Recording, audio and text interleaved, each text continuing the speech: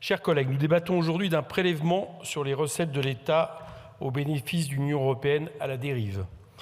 Regardons de près ces contradictions, regardons à quoi sert cet argent public. La nouvelle Commission européenne est fraîchement désignée avec un virage à droite toute. C'est donc l'occasion de regarder ce qu'on nous prépare. Au lieu d'un accueil digne et humain, la Commission européenne nous annonce, je la cite, une approche globale en matière de migration et de gestion des frontières. Il faut entendre ici la militarisation globale des frontières européennes, l'enfermement global des gens qui ne sont coupables de rien.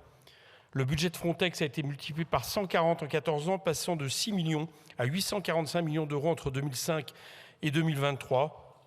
Et aujourd'hui, la Méditerranée et la Manche deviennent des cimetières maritimes à ciel ouvert. Au lieu d'une bifurcation écologique ambitieuse, cohérente et de longue haleine, c'est-à-dire simplement suffisante, la Commission européenne nous annonce, je la cite, une double transition écologique et numérique. On ne peut pas avoir de bifurcation écologique dans une Europe aveugle où la révolution numérique est aux mains des géants de la tech. Les émissions de gaz à effet de serre des entreprises du numérique explosent avec l'essor de l'intelligence artificielle. Plus 50% en 5 ans pour Google et 30% en 3 ans pour Microsoft, selon le journal Les Échos. Et pendant ce temps-là, la lettre de mission du nouveau commissaire européen à l'énergie ne contient même pas le mot pétrole. À quoi sert donc leur transition?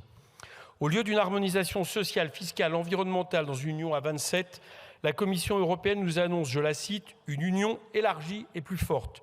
Mais dans l'état actuel des choses, on ne peut pas avoir une union élargie et une union plus forte. En élargissant à marche forcée, on n'aura à la fin rien qu'un marché élargi où régnera encore un peu plus le dumping social et fiscal. Et une union plus faible. Jusqu'à maintenant, le principal bénéficiaire net du budget européen reste la Pologne, 77 milliards d'euros pour un pays qui produit 3/4 de son électricité avec du charbon.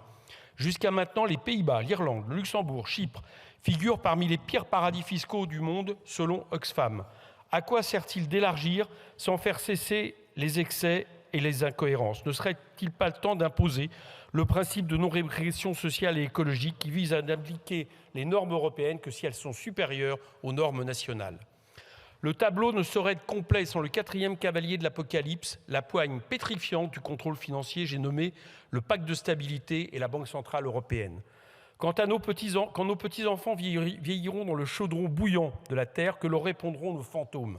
Que Bruxelles imposait les 3% de déficit, que Bruxelles imposait les 60% de dette, que la BCE n'a pas assez verdi son portefeuille d'obligations? Certains ici ont déjà compris que lorsque la statue du commandeur vous convie à sa table, elle ne vous donne pas congé à moins d'une lutte. Il faudra donc lutter ou se faire traîner aux enfers par le colosse de pierre. Lutter en renégociant les traités pour pouvoir investir dans nos hôpitaux, nos écoles et limiter le dérèglement climatique et ses effets. Et en attendant, lutter en désobéissant à cette Europe-là et à son droit quand c'est nécessaire. Lutter pour se défendre contre le seul danger réel, le seul danger tangible, celui des limites de notre terre, celui qui rôde et dont les crocs consument déjà l'horizon. Il faut bien résister car cette Europe-là n'est pas l'illusion irénique qu'on voudrait nous faire croire. Elle est pétrie de rapports de force, de bénéficiaires et de tributaires. D'ailleurs, il en est d'autres qui désobéissent depuis des années dans l'ombre. Les orthodoxes néolibéraux s'émeuvent du déficit budgétaire et de la dette publique, ces prétendus indicateurs qui signifieraient que la France est irresponsable, contrairement aux adultes dans la pièce, pour reprendre les mots de Christine Lagarde.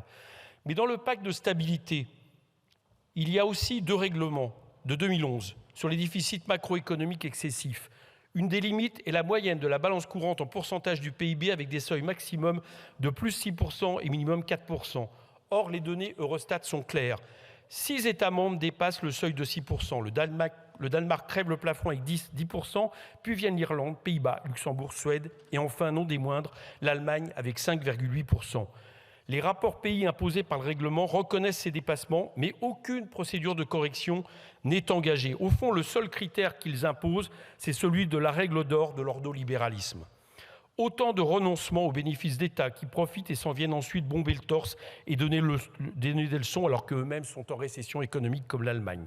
Chers collègues, le taureau nous toise de ses yeux jaunes et renacle. Mais nous ne saurions voter ce prélèvement sur recettes pour abonder une Europe néolibérale qui se trompe de chemin et nous entraînera au fond de l'abîme si nous ne luttons pas pour la transformer. Merci.